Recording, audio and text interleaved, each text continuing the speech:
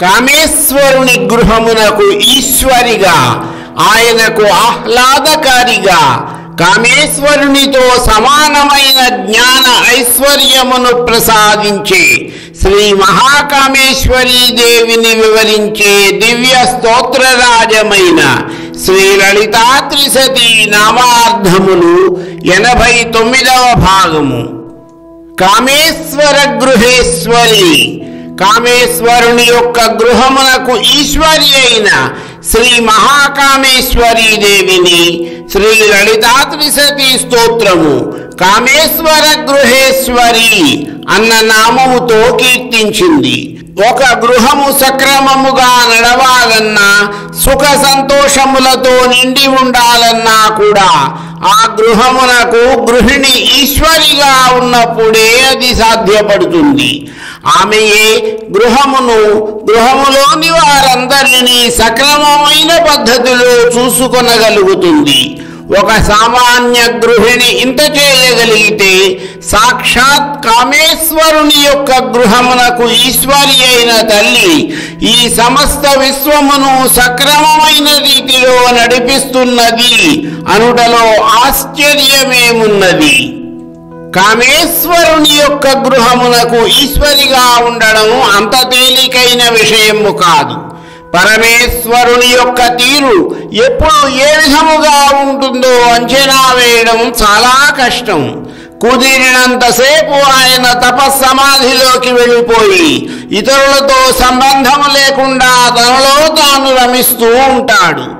లేదా ఎప్పుడు శ్మశానమే తన నివాసమని అక్కడికి వెళ్ళిపోతాడో తెలియదు. తన ఒంటి మీద ఉండే వస్త్రముల సంగతి ఆయనకు పట్టదు. రక్తము కారుతున్న ఏనుగు చర్మమును వస్త్రముగా ధరిస్తాడు. ఒక పులి చర్మమును ఉత్తరీయముగా వేసుకుంటాడు. చేతిలో ఒక కపాలమును ధరించి తిరుగుతూ ఉంటాడు. ఆయన ఉన్న ప్రదేశములో భూత ప్రేత పిశాచములన్నీ ఆయనకు ఊడిగము చేస్తూ నృత్యములు చేస్తూ ఉంటాయి. పై విషయములన్నీ బాహ్యమునకు వింతగా కనిపించిన శ్రీ మహాకామేశ్వరుని యొక్క తత్వమునకు జ్ఞానమునకు ప్రతీకలు. అటువంటి దేవుని యొక్క గృహమును చక్కదిద్దడం ఎంత కష్టమైన విషయమో గమనించండి.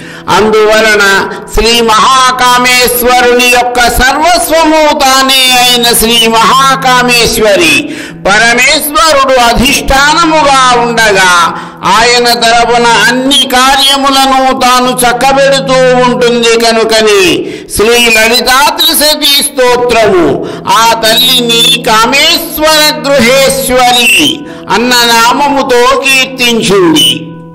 ముఖ్యముగా కామేశ్వరుడు దక్షిణామూర్తి రూపములో జ్ఞానప్రదాత. అటువంటి స్వామి స్థాణురూపునిగా ఉంటే ఈ సమస్త విశ్వమునకు జ్ఞాన ప్రదానము ఎలా జరుగుతుంది?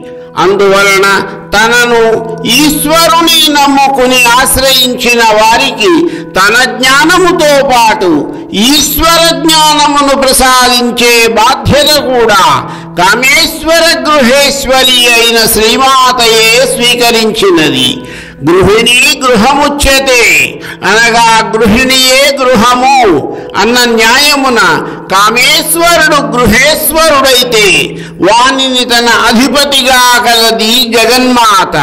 మరొక అర్థము ప్రకారము గ్రహమనగా గ్రహించబడుతున్నది కాబట్టి సర్వజ్ఞానమునకు అధిష్టానభూతురాలైనది పరమేశ్వరి. కామేశ్వరాహ్లాదకరి. కామేశ్వరునికి ఆహ్లాదమును కలుగజేయు మాతను శ్రీ లలితా త్రిశతి స్తోత్రము కామేశ్వరాహ్లాదకరి అన్న నామముచే కీర్తించినది. తృప్తి వలన కలిగే సుఖమును ఆహ్లాదమంటారు. ఒక వ్యక్తి ఎప్పుడు ఆహ్లాదంగా ఉంటాడు. తన గృహములో ఎటువంటి అలజడులు లేక ఏవో కొద్దిగా ప్రతికూల పరిస్థితులు ఉన్నా కూడా వాటిని ఆ గృహిణి తన వరకు తీసుకురాకుండా సర్దుబాటు చేస్తున్నప్పుడే కదా ఒక గృహస్థుడు ఆహ్లాదకరంగా ఉన్నప్పుడే ఆ గృహమంతా ఆనందముగా ఉంటుంది. అటువంటిది ఈ విశ్వమంతా ఆనందము వెల్లివిరియాలంటే జగన్నాథుడైన కామేశ్వరునకు ఆహ్లాదం కలగాలి కదా. అటువంటి జగన్నాథుడైన కామేశ్వరునికి ఆహ్లాదమును కలిగించున్నది కామేశ్వరాహ్లాదకరి అని కీర్తించబడిన మాత. పరదేవత అయిన శ్రీమాత నిత్యతృప్తి స్వరూపము కలిగినదై కామేశ్వరునకు ఆహ్లాదమును కలిగిస్తుంది.